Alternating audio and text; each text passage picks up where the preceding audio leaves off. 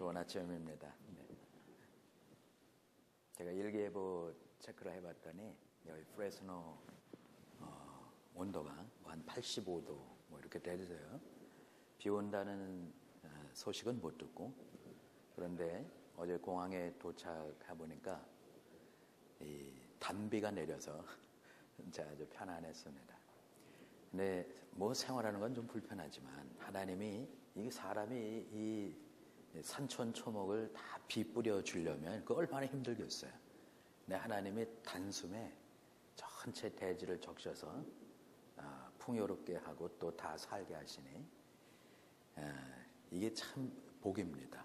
성경에도 보면 비의 얘기가 종종 나오죠. 비, 이른 비 보통 한 10월경에 내립니다. 10월 한 중순경에 내리기 시작을 해요. 우리 한국의 추석과 성경의 초막절은 거의 일치합니다. 윤년, 그 시기만 약간 차이가 있지 항상 일치해요. 그때 내리는 비가 이제 이른 비입니다. 그리고 늦은 비는 한 3월 또는 4월 초 내리는 비가 있는데 6월절, 부활절 대략 이 시기 때에 늦은 비 내리고, 그리고는 초실절이라고 하는 오순절 이 기간 동안에는 비가 내리지를 않아요. 그래서 이 기간에는 이제 겨울철에 농사 짓는 거 잘 결실을 맺고, 그리고 이제 추수하는 것 바로 그 시기까지 비가 내리지를 않죠. 오순절. 그리고는 이제 12월 중순이나 또는 말 1월 초 이때 내리는 비가 있는데 에스겔서에 보면 장마비 얘기가 나옵니다. 에스겔 34장에 보면. 근데 그 비를 가리켜서 복된 장마비라 그럽니다. 복된 장마비. 비가 내리는데 그냥 이 폭우처럼 내려요. 쫙 내리고. 그러면은 낮은 곳은 삽시간의 물이 모입니다. 뭐 계속 내리는 건 아니고 그런 비가 한번 폭우가 막 내리고 낮은 곳에 모이고, 그리고 잠시 지나면 또 해가 나요. 이런 비가 성경에 이렇게 몇 번 나오는데 비는 하나님의 약속과 관련이 있습니다. 비가 한번 내리니까 이게 하늘도 깨끗하고 또 들의 나무나 또는 이 풀들이 아주 파릇파릇하게 마치 새싹 돋는 것 같잖아요. 싱그럽기도 하고. 좋은 아침, 우리의 비가 한번 지나가고, 그리고 이 상쾌한 이 새벽에 여러분들 이렇게 예배당에서 주 안에서 만난 것을 참 기쁘게 생각합니다. 어떤 사람은 이야기를 해요. 예수님이 이 평생에 한 번 새벽기도 하신 걸 가지고 그건 너무 새벽기도 교회가 강조하는 것 아니냐. 근데 그건 잘못 알고 있는 내용입니다. 예수님이 한 번 새벽기도 하신 것이 아닙니다. 그건 예수님이 매일의 삶을 경건하게 시작하시고, 그리고 하루를 마무리하실 때에도 그분은 경건하게 그날을 마무리를 하셨는데, 성경은 예수님의 모든 행적을 자세하게 세세하게 다 기록된 것이 아닙니다. 만약에 그렇다면 이 세상이라도 그 예수님의 행적을 책을 보관할 만한 곳이 없어요. 그러니까 오늘 마가복음 제1장에 보면 예수님의 하루의 생활을 거의 대부분을 기록을 해주고 있는데, 바로 그 얘기를 여러분들과 나누며 우리가 하루 생활을 어떻게 시작하는 게 좋은지, 우리 옛날 2000년 전에 하나님이 우리와 똑같은 모습으로 이 땅에 오셔서, 제가 여러분들에게 육성으로 얘기하는 것처럼 하나님이 이제는 이상과 꿈과 비상한 방법으로 말씀하지 않고 우리처럼 이렇게 대화하듯이 하나님의 자신의 뜻을 우리에게 말씀하신 적이 있습니다. 그 예수님이 하루의 생활이 어땠는지 우리 한번 마가복음에 좀 보겠습니다. 자, 마가복음 1장 16절에 보면 예수님께서 갈릴리 해변으로 다니시다가 시몬과 그 형제 안드레 금을 던지는 것을 보시니, 이제 저희들은 물고기 잡아 생계를 꾸려가는 어부였습니다. 근데 베드로 안드레 두 제자를 부르시고 또 조금 더 가시다가 19절에 보면 조금 더 가시다가 그 형제 요한을 보시니 야고보와 요한을 보시니 저희도 배에 있어 아버지와 한 가지로 마태복음 4장에 보면 그물을 깁는데 그때 저희들을 예수님께서 부르셨어요. 그리고는 마태복음 제4장에 보면 이렇게 부른 네 제자 베드로, 안드레, 야고보, 요한 네 제자들과 함께 갈릴리 온 지역을 다니시며 복음을 전하십니다. 두루두루 각 성과 촌을 다니시며 복음을 전하세요. 예수님의 하루의 생활이 좀 더 자세히 기록된 게 21절입니다. 예수님이 갈릴리 지역을 다니시며 복음을 전하시고 어느 한 날입니다. 어느 한 날 안식일에 예수님이 회당에 들어가셨는데 저희가 가버나움에 들어가셨어요. 그런데 그날 예수님은 가버나움에 사셨습니다. 예수님은 베들레헴에서 태어나셨죠. 여러분들이 아시다시피 예수님은 누가복음 2장과 그리고 마태복음 2장에 보면 예수님은 베들레헴에 태어나셨어요. 그분은 다윗의 후손으로 예수님은 베들레헴에서 나셨습니다. 그리고 거의 30세쯤까지 예수님이 자라신 곳은 나사렛입니다. 베들레헴과 나사렛은 옆 동네가 아니고 멀리 떨어져 있습니다. 직선거리로 지름길로 가면 적어도 어른 걸음으로 3일은 좋게 걸리는 먼 거리입니다. 그런데 지름길로 다니지 않고 사람들이 예전에 이렇게 돌아갔습니다. 요한복음 4장에 보면 유대인들은 사마리아 사람들과 서로 왕래하지 않았기 때문에 사마리아 지역을 피해서 갈릴리에서 베들레헴, 예루살렘을 오고 갈 때에는 멀리 우회하는 길을 택했어요. 그래서 나사렛에서 베들레헴까지 예루살렘, 베들레헴 가려면 적어도 하루 반 정도는 더 걸렸습니다. 그러니까 한 4일 반 또는 5일 정도 이렇게 하루 반 정도 더 걸리는 먼 거리를 이동을 했죠. 그리고 예수님은 이제 34쯤 되어서 이제 메시아 사역, 그분이 이 땅에 오신 이 본래의 사역을 시작하시는데 나사렛을 떠나 이제는 가버나움으로 거처를 옮기십니다. 그래서 마태복음 4장에 보면 세례 요한이 잡혔다라고 하는 소식을 들으시고 예수님이 갈릴리를 떠나 가버나움에 가 사시면서 비로소 예수님께서 메시아 메시지를 전했어요. 이 첫 메시지가 회개하라 천국이 가까이 왔느니라. 이것이 예수님이 가버나움을 중심으로 사역을 하시는데 성경은 그 가버나움을 가리켜 예수님의 본 동네 제2의 고향이다라고 그렇게 기록하기도 해요. 바로 그 가버나움의 얘기입니다. 가버나움에 예수님이 가버나움에 돌아가시는 거예요. 다시 그 마을로 돌아가셨습니다. 그리고는 바로 그날 안식일이었어요. 안식일에 회당에 들어가 예수님이 가르치셨습니다. 마가복음 1장 21절에는 아주 간단하게 심플 메시지, 예수님의 행적에 대해서 아주 간단하게 기록하고 있어요. 예수님이 안식일에 회당에 들어가셔서 가르치셨어요. 뭘 가르치셨는지는 자세히 이야기해주고 있지 않습니다. 그런데 22절에 보면 예수님이 회당에서 제가 여러분들에게 성경을 펴서 그리고 읽고 그 배경에 대해서 말씀을 드리는 것처럼 1세기 때 예수님께서도 가버나움 회당에 들어가셔서 성경을 읽고 그리고는 그 말씀에 대해서 가르치셨어요. 예수님께서 회당에 들어가셔서 말씀을 성경을 읽고 그리고 가르치신 내용에 대해서는 누가복음에 보면 예수님이 대략 알 수 있습니다.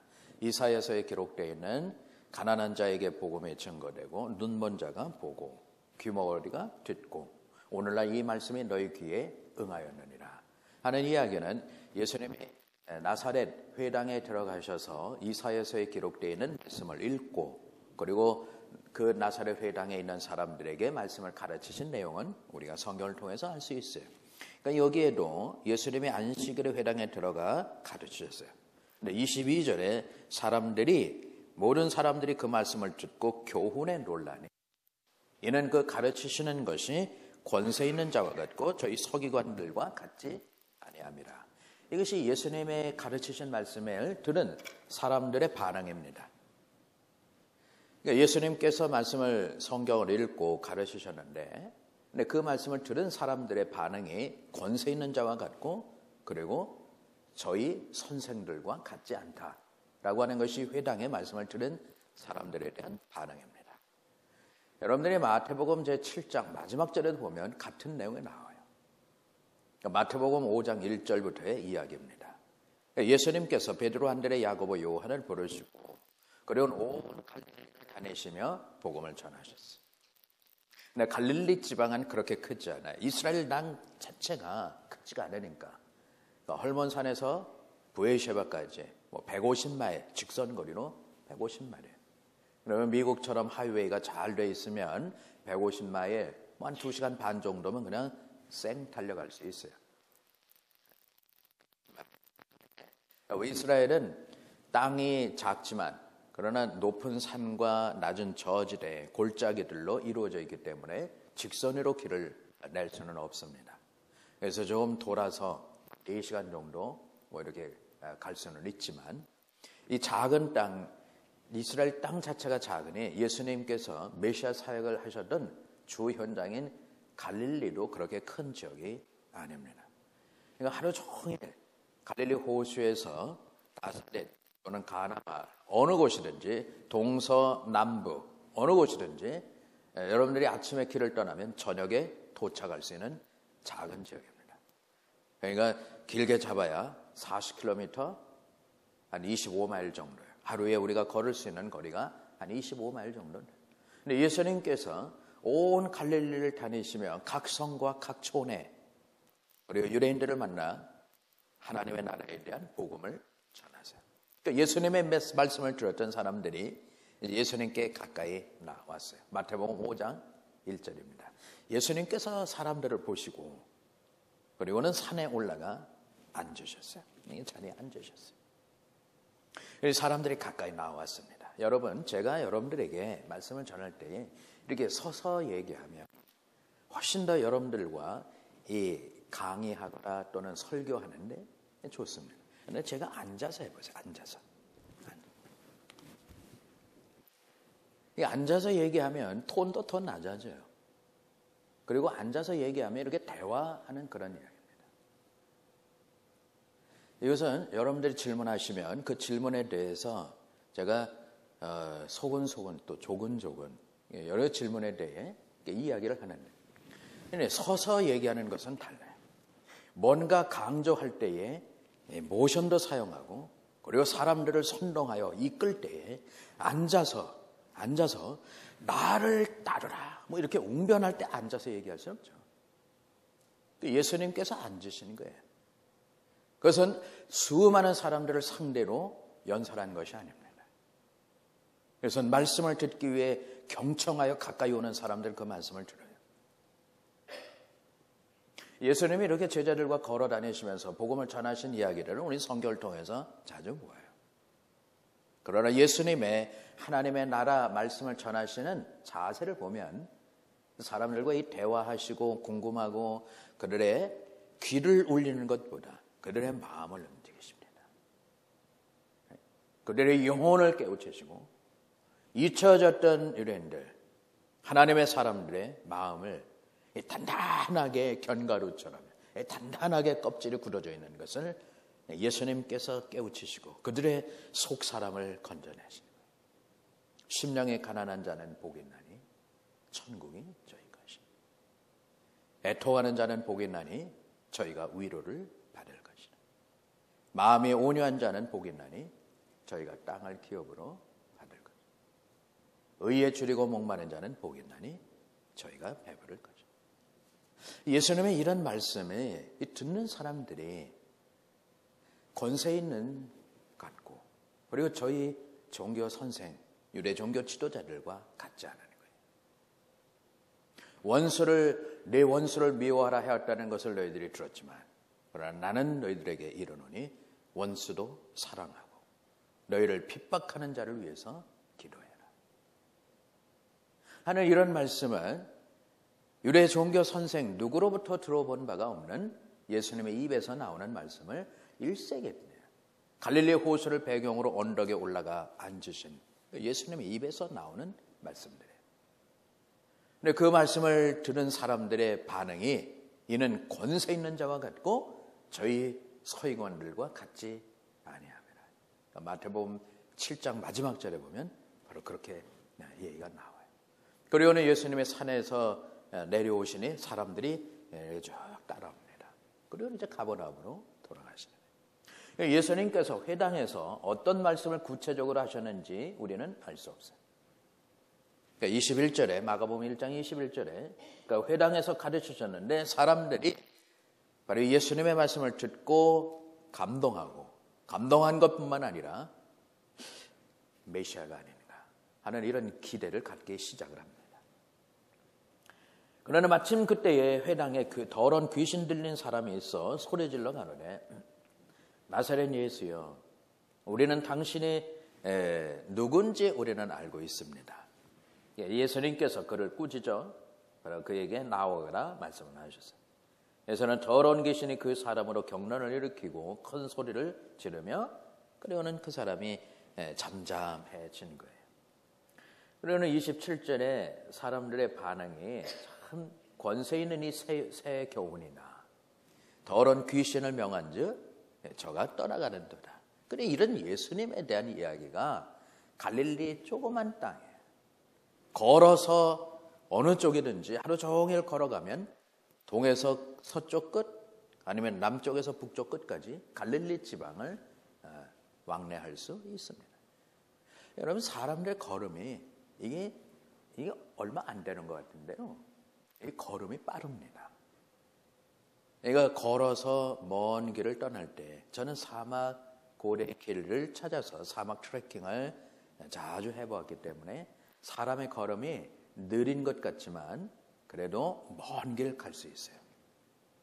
우리가 같이 처음에 출발할 때 같이 1분만 늦어져도 그 사람은 그 1분을 따라잡기 위해서 하루 종일 허덕거립니다. 걸음이 빨라요. 한 5분, 10분 지나면 벌써 저 산능선 가 있고 한 10분 조금만 넘어서면 그 산능선을 넘어서 시야에서 멀어지고 그래요. 이 사람들이 예수님에 대한 소문을 듣고 더러운 귀신을 명한 사람들이 떠나가고요. 그는 갈릴리의 하루 정도 거리에 예수님에 대한 소문이 싹 퍼지는 거예요. 우리 마태복음 4장에 보면 예수님의 말씀을 듣기 위해서 어디에서부터 왔는지 좀 더 자세히 기록되어 있지만 예수님에 대한 이야기. 그러니까 28절에 예수님의 소문이 온 갈릴리 사방으로 사람들의 걸음으로 입소문을 따라 퍼져가는 거예요. 잠잠하게 갈릴리 사방으로 예수님에 대한 소문이 퍼졌어요. 다시 29절에 예수님께서 회당에 들어가셔서 더러운 귀신 들린 자 예수님이 온전하게 하시고 그리고 29절에 그 회당에서 나와 그리고는 야고보와 요한과 함께 시몬과 안드레 집에 들어가시니 베드로의 장모 열병 걸린 것 예수님께서 고쳐주십니다. 이것이 바로 그날이에요. 그날. 왜 한날이에요. 그리고는 32절에 보면 저물어 해질 때에 바로 같은 날이죠. 저물어 해질 때에. 그러니까 우리 시간대로 보면 바로 같은 때입니다. 가버나움에 가셔서 안식일에 회당에 들어가셔서 성경을 읽고 가르치시고 그리고 더러운 귀신 들린 자 치유하시고 이것에 대한 소문이 이후에 온 갈릴리로 삽시간에 다 퍼져가고 그리고 회당에서 예수님을 가르치시고 귀신 들린 자 온전케 하시고 그리고 회당에 나오셔서 그리고는 베드로, 안드레, 야고보, 요한과 함께 베드로의 집으로 가셨는데 베드로의 장모 열병 걸리셔서 예수님께서 그 여인을 낫게 하신 바로 이유가 하루 한 날 같은 날입니다. 우리의 시간대로 보면 저물어 해질 때의 32절에 역시 같은 시간입니다. 근데 유대인들의 시간에 보면 유대인들은 유대 원력으로 그들의 시간 개념으로 보면 해질 때부터 다음날 해질 때까지 해질 때부터 하루가 시작이 됩니다. 그리고는 그 다음날 해질 때까지가 하루예요. 그래서 유대인의 시간으로 보면 날은 바뀐 거예요. 저녁에 저물어 해질 때에. 여러분 저물어 해질 때에 32절에 보면 사람들이 모든 병자와 귀신 들린 자를 많이 데리고 왔어요. 왜 낮에 데리고 오지 않고 저녁에 병든 자들을 데리고 왔느냐? 그것은 안식일을 피하기 위해서 그런 것입니다. 저물어 이런 새로운 유대인들로서는 새로운 날이 시작이 된 거예요. 그러니까 해지기 전까지는 안식일, 바로 그날. 그러니까 안식일을 피하여 안식일이 끝난 바로 이 다음 날 해지고 난 다음에 사람들이 환자, 병자들을 예수님께로 데리고 나오는 겁니다. 우리는 그 사람들이 너무 많아 가버나움에 예수님이 계신 온 마을 사람들이 예수님이 계신 곳에 다 모이게 된 거예요. 그러나 우리의 시간으로 보면 이것은 같은 날입니다. 같은 날. 그렇죠? 같은 날이에요. 그래서 온 동네가 문 앞에 모였습니다. 그리고 오늘 예수님께서 각색 병든 많은 사람을 고치시고 그리고 많은 귀신들을 내어 쫓으셨어요. 그리고 35절입니다. 이게 시간적으로 순차적으로 기록되어 있습니다. 그래, 우리의 시간으로는 이제 한 날이 끝나는 거예요. 그러니까 밤 12시를 기점으로 새벽, 다음 날이죠. 그러나 유대인의 시간으로서는 저녁 해저물 때에 사람들이 많은 병자들을 데리고 왔어요. 그리고 그 다음 날, 다음 새벽 오히려 미명에, 이것은 유대인의 시간으로 보면 같은 날입니다. 무슨 말인지 이해가 되시겠죠? 바로 같은 날이에요. 다음 날 새벽 오히려 미명에. 그러니까 전날 예수님께서 어떻게 하루를 보내셨는지 우리는 대략 이해가 되죠.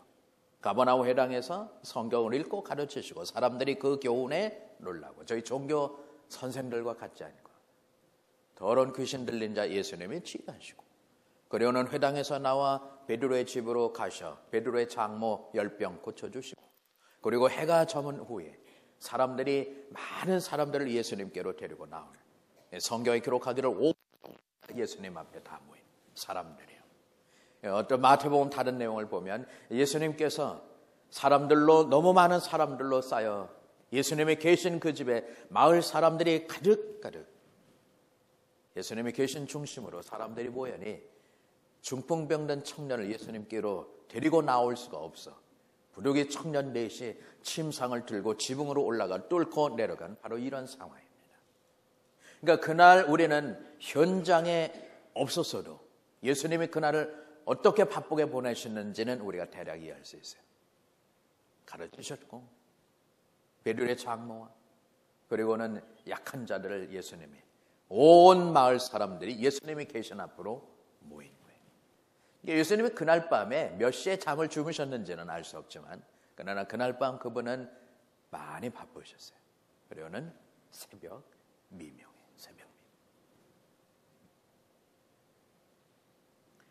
예수님이 자리에서 일어나셔서 그리고는 한적한 곳에가 기도하셨어요.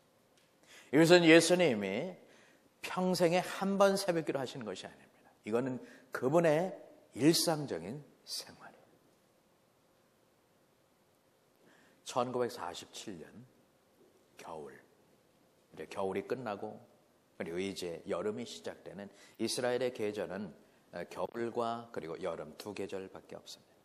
물론 이 계절이 바뀌어갈 때에 약간의 봄도 가을도 느낄 수는 있지만 그러나 성경의 계절은 비 오는 계절 우기와 비 오지 않는 계절 건기 이 두 개의 계절은 비 오는 계절을 겨울이라 부릅니다. 그리고 비가 오지 않는 계절을 여름이라 그럽니다. 그러니까 성경의 계절은 비 오는 때와 비가 오지 않는 때로 둘로 구분을 해요. 우기와 건기야. 1947년 이제 겨울이 끝나고 그리고 이제 건기가 시작될 쯤에 북서편 지역에 광야라 사막과 같은 곳에 베두인 소년이 자기 양떼를 몰고 저 양떼를 돌보고 있었어요. 그리고는 저녁에 천막으로 돌아갈 즈음에 양들을 세보니까 한 마리 양이 빠지는 거예요. 한 마리 양을 찾기 위해서 그 주변 사막 광야를 이리저리 둘러보다가 하나의 굴이 있어 그려는 굴에 있는가 돌멩이를 던져보니 뭐 질그릇 깨지는 소리가 들리고 그리고는 소년이 기어서 안으로 들어가 보았어요. 그랬더니 항아리가 여러 개가 놓여있는데 뚜껑들을 열어보니 그 안에 어느 한 항아리에는 성경 사본이 지금까지 발견된 사본 중에서 가장 오래된 성경 사본이 항아리에 들어있었어요. 근데 이것을 기록한 사람 고대의 성경 사본, 그것을 기록한 사람들이 누군가? 사본이 발견된 이후에 학자들의 관심이 대단히 많았어요. 고고학이라고 하는 성경 배경 연구하는 학문이 자리 잡고 난 이후에 20세기와 21세기 지금까지 성경과 관련된 유물 가운데 가장 중요한 유물 하나 꼽으라고 그러면 그것은 성경 사본을 꼽습니다. 바로 그 지역이 쿰란이라고 하는 지역입니다. 근데 오래전에, 그러니까 지금 예수님이 사셨던 바로 그 시대까지 거슬러 올라가요. 2000년 전에 이 성경 사본을 기록한 사람들은 누구며, 광야에 왜 이런 한적한 곳 광야에 사람들이 모여 살았는가 하는 그 사본이 발견되고, 또 그들이 어떻게 생활했는지 우리 복음서를 통하여 예수님의 메시아 갈릴리 사역과 예루살렘의 사역을 우리는 기록된 성경을 통해서 압니다. 이 베두인 소년에 의해서 발견되기 시작한 성경 사본과 그리고 모여 산 사람들에 대한 공동체 규율서 내용들이 발견된 그 내용을 보니 2000년 전에 경건한 사람들의 하루의 생활이 기록이 되어 있어요. 그들의 생활입니다. 아침에 자리에서 일어날 때 동이 트기 전에 잠자리에서 일어납니다. 해가 뜨기 전에 잠자리에서 일어나요. 그리고는 자리에서 일어나며 가장 먼저 정결의식이라고 하는 정결의식을 행합니다. 그것은 1세기 때의 세례탕과 모습이 똑같아요. 세례탕 같은 곳에 온몸에 옷을 다 벗고 들어가 머리카락 하나도 밖으로 나오지 않게 그냥 물속에 다 잠그고, 그리고는 그곳에 나와 정결의식을 행하고, 그리고 사람들이 이렇게 모여요. 우리처럼 이렇게 모입니다. 새벽에 모여요. 그리고는 성경을 읽고 성경 공부를 하고, 그리고 난 후에 우리가 공동으로 광야의 과거 이스라엘 백성이 새벽녘에 장막 밖을 나가면 만나가 있었던 것처럼 모세가 하나님께 감사기도 하고, 그리고 온 이스라엘 백성이 광야에서 40년간 하나님이 주시는 만나 먹는 것처럼 바로 이 공동체 사람들은 성경 공부 후에 그 그룹의 지도자가 하나님께 축사하여 감사기도 드린 음식을 서로 나눴어요. 그리고는 각자 맡은 대로 그날 일을 행하고 저녁에 다시 돌아와 그리고는 정결의식을 행하고, 그리고 성경 공부하고, 그리고 하나님께 감사드린 식사를 같이 나눴어요.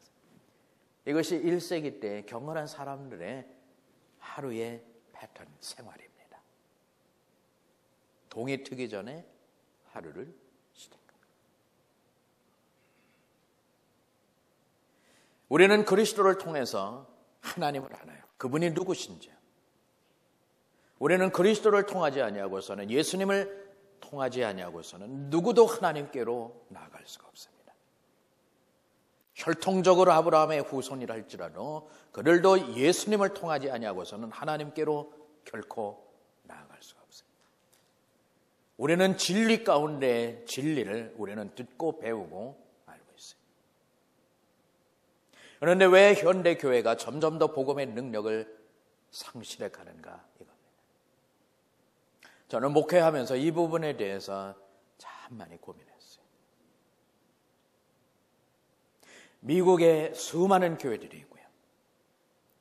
저는 여러 교회들을 같이 하는 교회의 동역자들과 같이 이런 말씀을 전하고 같이 교제 나누고 하는, 들리는 소식이 우리가 좋은 이야기들보다는 오히려 갈등과 아픔에 대한 얘기를 자주 듣습니다.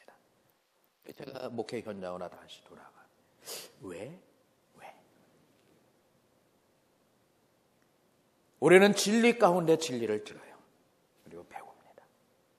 우리는 일주일에 한 번씩 예배당에 모여서 우리가 전체 교우들이요. 우리의 구원에 대한 감격과 기쁨을 따라 하나님께 예배를 드려요. 그리고 어떤 분들은 새벽마다 나와 하나님께 기도하고 우리의 경건을 위해서 힘써요. 세상에 많은 기관들이 있습니다.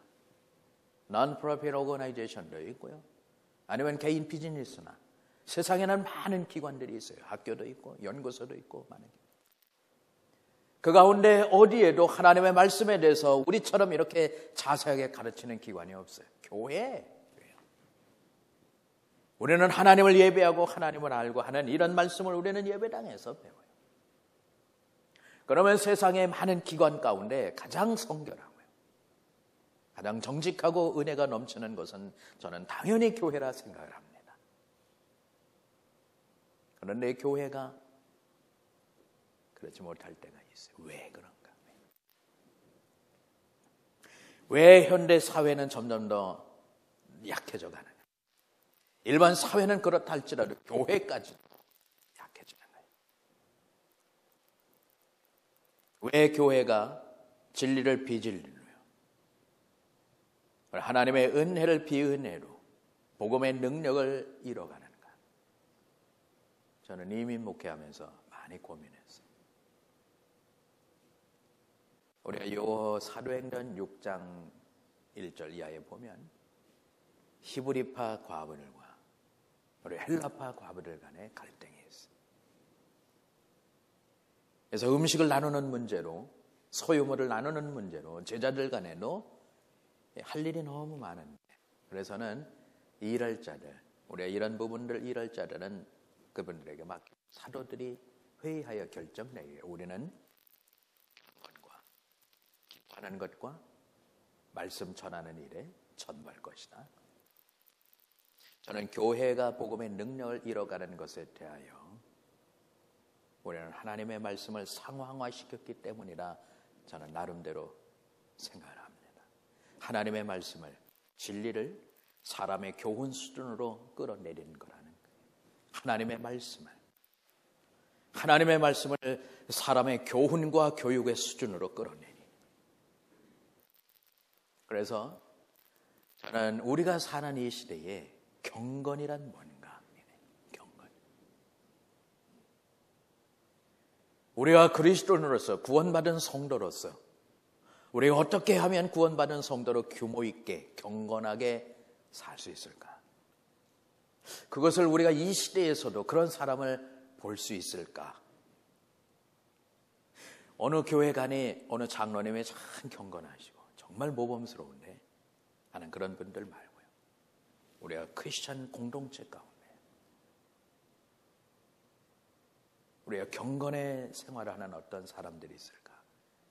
제가 목회할 때 참 고민 많이 했어요. 그러다가 제가 하나의 소식을 듣게 됐습니다. 2006년 10월 2일 필라델피아 랭캐스터 카운티에 가면 니켈 마인즈라고 하는 자그마한 마을이 있습니다. 근데 그 마을에 사는 사람들은 아미시라고 불리우는 공동체가 있습니다. 근데 2006년 10월 2일 그날은 월요일입니다. 네, 아미시 공동체 사람들, 아미시 바로 그 사람들은 현대 문명을 거의 혜택을 받지 않고 전기도 사용하지 않고 그냥 호롱불 밝히고 생활합니다. 우리 자동차도 안 타고 자동차도 안 타는 비행기도 물론 이용하지 않습니다. 그들이 탈 것 수단은 교통수단은 마차가 끄는 말이 끄는 마차예요. 마차가 말을 끄는 게 아니지. 말이 끄는 마차를 타고 그리고는 또 걸어서 생활하는 게 그들의 하루의 생활의 반경이에요. 우리 하루에 걸어갈 수 있는 거리가 어느 정도 되겠습니까? 여러분 걸어가는 게 빠릅니까? 캠리 타고 가는 게 빨라요? 그것도 질문이라고 합니까? 걸어가는 게 느리죠. 캠리 타고 가는 게 빠릅니다. 그러면 우리가 걸어 다닐 때의 생활 반경이 차를 타고 생활했을 때의 반경은 훨씬 넓어진 거예요. 우리가 차를 타고 먹으면 하루에 뭐 한 10시간 운전해 가고요. 또 많이 운전해 가면 뭐 한 18, 15시간도 그냥 계속해서 두 사람이 번갈아 가면서 또 운전해 갈 수도 있고 그렇습니다. 저도 미국에 와서 가장 오래 운전해 본 게 뭐 차 안에서 좀 자고 쉬었다가 또 가고 뭐 그래서 한 15시간은 운전해 본 적이 있어요. 뭐 좋은 방법은 아니지만 뭐 선택의 여지가 없어서 뭐 그렇게 했지만 하루에 그렇게 갔어요. 근데 걸어서 갈 때는 그렇게 갈 수 없죠. 그래서 한 800마일, 900마일을 하루에 차를 타고 갔어요. 걸어서는 도저히 그렇게 갈 수 없습니다. 25마일죠. 걸어서. 근데 옛날 삶의 방식을 그대로 유지하면서 사는 필라델피아 랭캐스터 카운티의 니켈 마인즈라고 하는 마을 사람들은 옛날 방식 그대로 그렇게 살아요. 그런데 2006년 10월 2일 월요일 날 한 일이 일어났습니다. 리차드라고 하는 사람이 있었어요. 근데 그는 아미시 아미시에 속한 사람은 아닙니다. 그러나 아미시 공동체에 사는 사람들과 이게 잘 연결되어 사는 사람이었어요. 그는 아미시 사람들이 이게 젖소에서 우유를 모아놓으면 그 우유를 수거해서 그런 우유 공장에 배달해주는 큰 탱크 트럭을 운전하는 사람이었어요. 리차드. 그래서 바로 전날 새벽녘에, 바로 그날 새벽녘에 우유들을 다 수거를 하고, 그리고는 월요일 날 아침에 새벽녘에 수거를 하고 아침에 집에 가서 식사를 하고, 그리고는 차를 집에 그대로 세워두었습니다. 그리고 뭔가 마음의 각오를 한 상태로 집에서 나왔어요. 그런 아이들이, 그 마을의 아이들이 월요일 날 아침에 등교를 하는 학교를 찾아갔습니다. 학교 마을을 지나가며 건물 안으로 들어갈 때에 리차드가 우유를 수거하며 평소에 얼굴을 보고 알았기에 꼬마 아이들이 Hi 리차드, good morning 뭐 이러면서 학교로 들어가는 거예요. 그는 한 클래스룸으로 들어갔습니다. 그러는 그 클래스룸에 있는 남자아이들은 다 내보냈어요. 그러는 여자아이들을 불러서 앞에 세웠습니다. 그러는 한 명씩 사용하듯이 총으로 쏘아서 아이들을 죽였어요. 그리고 결국에는 자기도 죽었습니다. 이런 끔찍한 일이 2006년 10월 2일 월요일 조용한 아침 아주 평화로운 마을에서 일어난 사건입니다. 바로 이 사건은 삽시간에 세계의 매스컴화되어 퍼졌어요. 뉴스화되어 퍼졌습니다. 미국에도 그들이 이런 사람들이 살고 있는가 의아할 정도로 조용한 마을이에요. 일어나서는 안 되는 끔찍한, 가장 아주 끔찍한 사건이 조용한 마을에서 일어났어요. 그래서 왜 그 마을에 이런 끔찍한 사건이 일어났는가? 많은 사람들이 조용한 그 마을로 모여들기 시작을 했어요. 아미시 그들은 누군가? 왜 리차드는 이런 끔찍한 일을 행했는가? 사람들이 취재하고 취재한 내용을 급속히 송고하고요. 그리고 기사화됐어요. 그 가운데 한 분이 아미시 사람들에 대해서 집요하게 수년을 걸쳐서 연구하고 살펴보고 인터뷰하고 그리고는 책이 하나 나왔어요. 제가 그 책을 읽고 그들이 누군가에 대해서 좀 더 자세히 알게 됐습니다. 리차드가 이 사건을 일으킨 이유는 작은 것에서 시작되었습니다. 자유로 아미시 공동체 사람들을 보며 나도 저런 해피 패밀리 갖고 싶었어요. 아미시 조용하고 평화롭게요. 그 가운데는 갈등과 반목이 없는 것 같이 리차드의 눈에는 그렇게 보였어요. 자기는 비록 아미시 공동체에 속한 사람들은 아니지만 그러나 그 마을 사람들을 관계하여 살아가 보면 참 평화로운 사람들이에요. 나도 저런 패밀리 갖고 싶었어요. 그리고는 결혼하고 아이를 낳았는데 딸을 낳았어요. 그런데 딸아이가 며칠을 지내다가 그리고는 시름시름 앓더니 죽었습니다.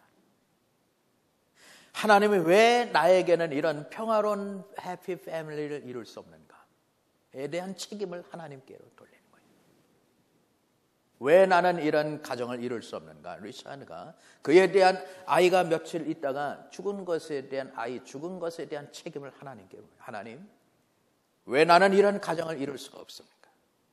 그러면서 아미시 공동체 어린아이들 그 평화로운 사람들을 보면 하나님에 대한 분노가 일어나기 시작하는 거예요. 그러나 나를 정하여 여자아이들을 사용하듯이 아이들을 죽이고 그리고 자기도 죽은 거예요. 더욱 중요한 것은 그 다음에 있습니다. 아미시 사람들에 대해서도 많이 소개되고 그들이 누군가에 대해서도 그러는 아이들이 죽은 아이들, 리차드에서 죽은 아이들 그리고 리차드 같이 해서 그 마을 사람들이 공동으로 장례를 치렀어요. 어느 한 가정에는 두 딸 아이를 동시에 리차드에 의해서 죽은 가정도 있습니다. 장례식을 다 마치고 그 마을 어른들과 또는 피해를 입은 가정 사람들을 인터뷰하고 하는데도 전혀 침묵으로 사람들이 아무 대답을 하지 않아요. 그건 어렵게 사람들로부터 답을 끌어냈는데 그 그들의 대답이 이렇습니다. 우리는 리차드 용서합니다. 사람들 그 이야기를 듣고 더욱 충격을 받는 거예요. 조용한 마을의 끔찍한 사건도 충격이었는데요. 한 가정에 두 딸을 잃은 가정이나 만나는 사람들마다 이런 인터뷰에 대해서 거절할 뿐만 아니라 그들이 한결같이 하는 이야기가 우리는 리차드 용서합니다. 한국은 아직까지 세월호 그 사건이 끝나지 않았죠. 누구도 그런 상황에서 용서 얘기가 나오지 않아요. 받은 것 이상으로 보복해야 되는 이것이 사람들에 대한 근본적인 반응입니다.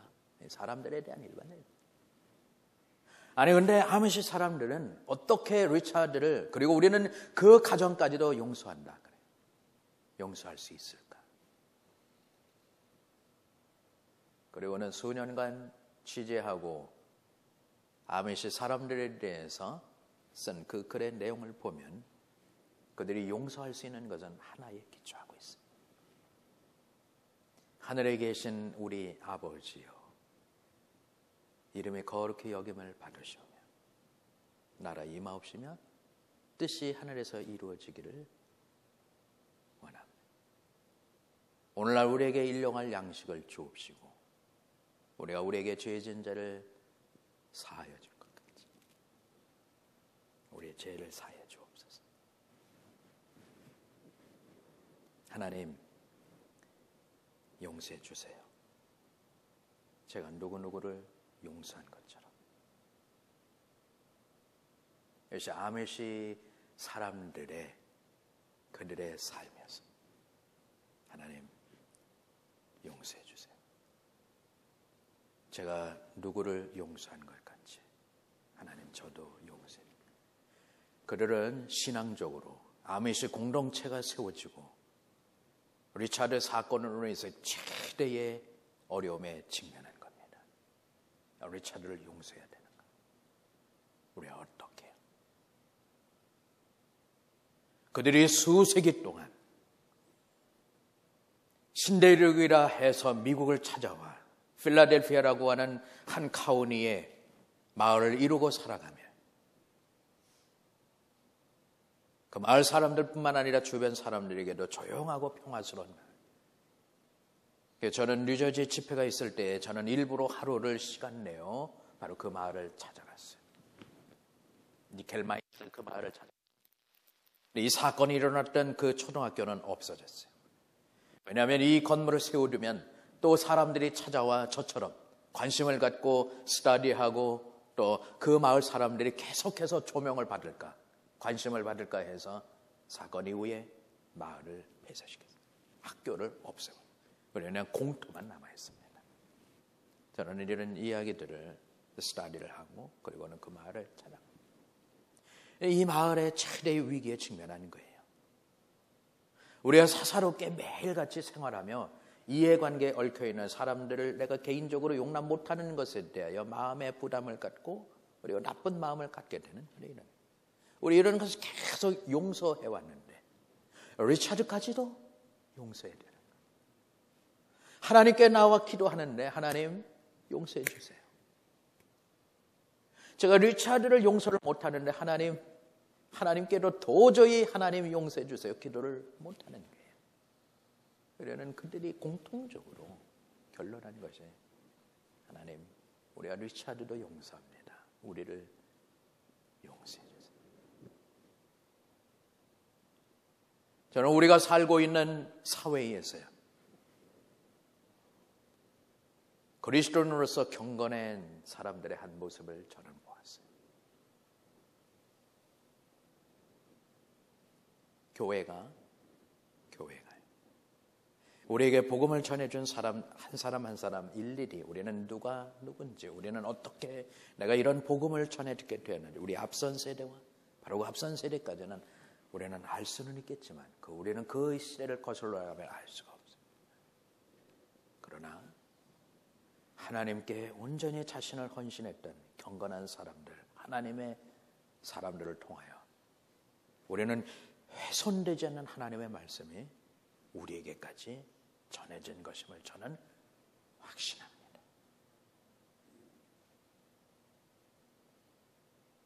우리가 누구를 용서하지 못하고 하나님께 우리를 용서해달라 어떻게 이야기할 수 있겠어요?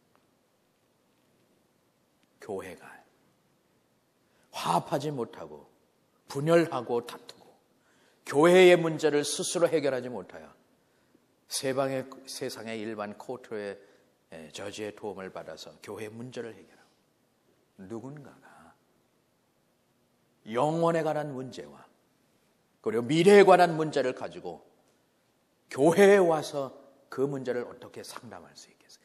스스로 저희들의 문제도 해결하지 못하는데 어떻게 사람들이 교회에 와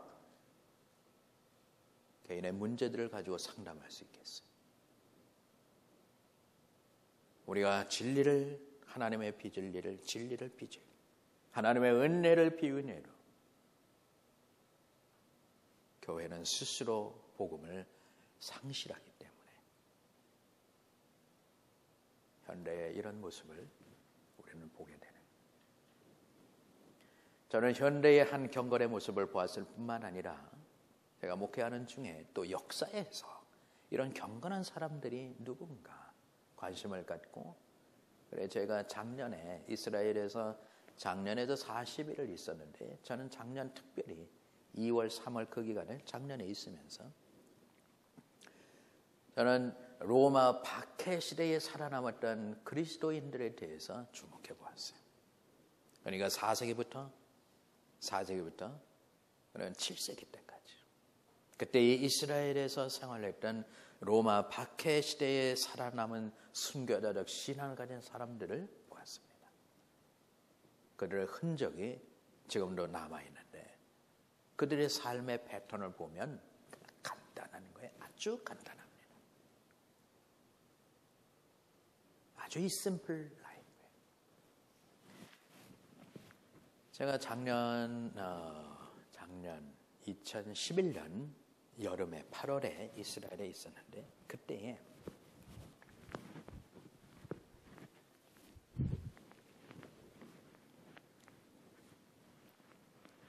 (2011년) 여름에 예루살렘에 있으면서 제 숙소를 예루살렘 성 가까운 곳에 숙소를 정했습니다. 그리고는 밤 12시쯤에 통고의 벽에 가면 항상 유대인들이 모여서 스터디하는 것을 알고 있으니까 밤 12시 되도요. 그래서는 잠이 오지 않아서 한 12시 바로 전에 제가 예루살렘 통고의 벽 쪽으로 갔습니다. 그랬더니 사람들이 한밤중인데도 오고 가는 사람들이 있고 유대 종교인들 얘기입니다. 일반 관광객들은 오진 않아요. 그 시간에. 유대 종교인들이 여기저기 그룹으로 소그룹으로 모여서 랍비가 가르치는 성경 공부하는 게 있었어요. 그래서 저도 한쪽에 이렇게 서가지고 그 사람들을 의자에 앉아서 테이블에 있고 그리고는 이렇게 오픈되어 있는 공간에서 그리고 저는 이렇게 펜스가 있는 턱에 이렇게 기대서 뭘 얘기하는가 이렇게 들어보았어요.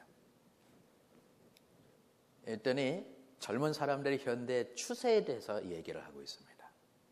그러면서 요즘 유대인들이 회당에 아이들이 오는데 남자 13살 성인 되면 아빠랑 같이 스스로 회당을 찾아서 예배를 드리곤 하는데 느닷없이 랍비 선생님이 스마트폰을 꺼내는 거예요.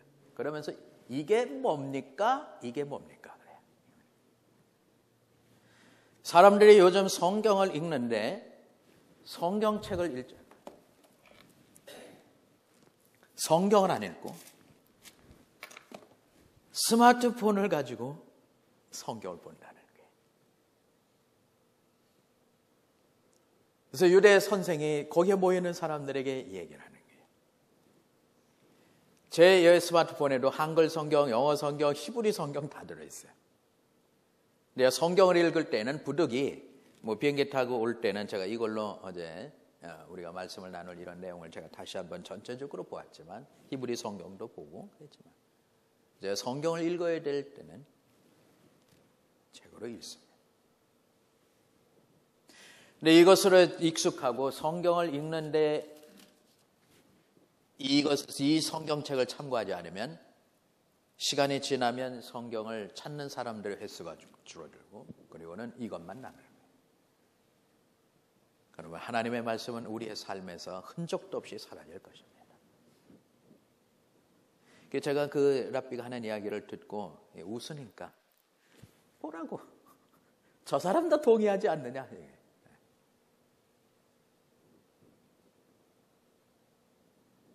여러분들이 예배당에 오실 때 성경책을 가지고 그리고 성경을 읽으실 때 이렇게 스크린에 띄어 있는 것도 보시지만 여러분들이 스스로 성경을 찾아서 성경을 읽고 가까이 하고 그렇게 하시기를 바랍니다. 이것이 우리가 하나님의 말씀을 가까이 하는 것이요. 우리의 삶의 의뢰한 중에 하나님의 말씀을 서서히 잊혀져 가게 하는 그런 일들에 우리는 자연스럽게 녹아져 가고 있습니다. 우리가 주의 말씀을 가까이 우리가 주의 말씀을 조금씩 멀어져 가면 우리는 그런 현상들이 교회나 일반 사회에 드러나기 시작하는 거예요. 하나님의 말씀을 상황화시켰어요. 교회는 복음의 능력을 잃어버려요. 은혜를 기대해야 되는 교회의 비은혜가요. 일치와 화합을 얘기해야 되는 교회가 갈등과 분열을 내고요.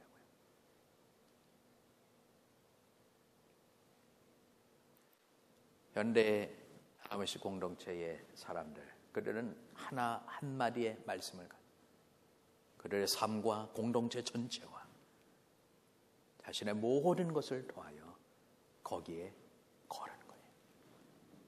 하나님 우리를 용서해 주세요. 제가 누구를 구체적으로 제가 누구를 용서한 것 같지.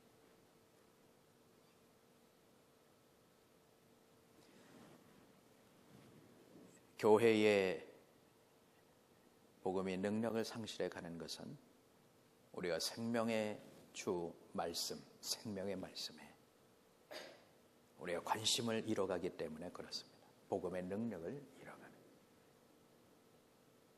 예루살렘 교회가 갈등으로 어려움에 있었을 때 주의 사자는 중요한 것 두 가지를 잡았습니다.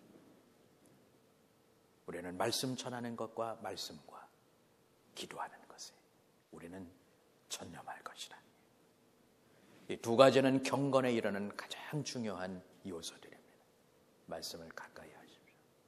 정말 그 말씀이 그러한지 그 말씀을 수시로 읽고 가까이 하고 그 말씀을 따라 내가 구원을 받은 성도로 행하도록 노력하시되 기도해요. 기도. 우리 하나님과 기도하지 않고서는 우리가 경건에 이를 수가 없습니다. 우리 프레스너 교회 목사님과 더불어 이런 좋은 교회 이루어가시되 우리가 정말 경건한 그리스도로 우리가 구원받은 성도로서요. 우리가 경건하게 살기를 원하시면 우리는 주의 말씀을 경청하여 말씀을 듣고 기도하는 이런 1세기 때에 예수님께서 한 번 새벽기도 하시는 것 아니라 이것은 그분의 일상적인 그분의 삶이었습니다. 이런 경건한 우리 프레스너 교회에 속한 모든 여러분들 되시기를 주의 이름으로 축복합니다. 기도하겠습니다. 하나님 아버지,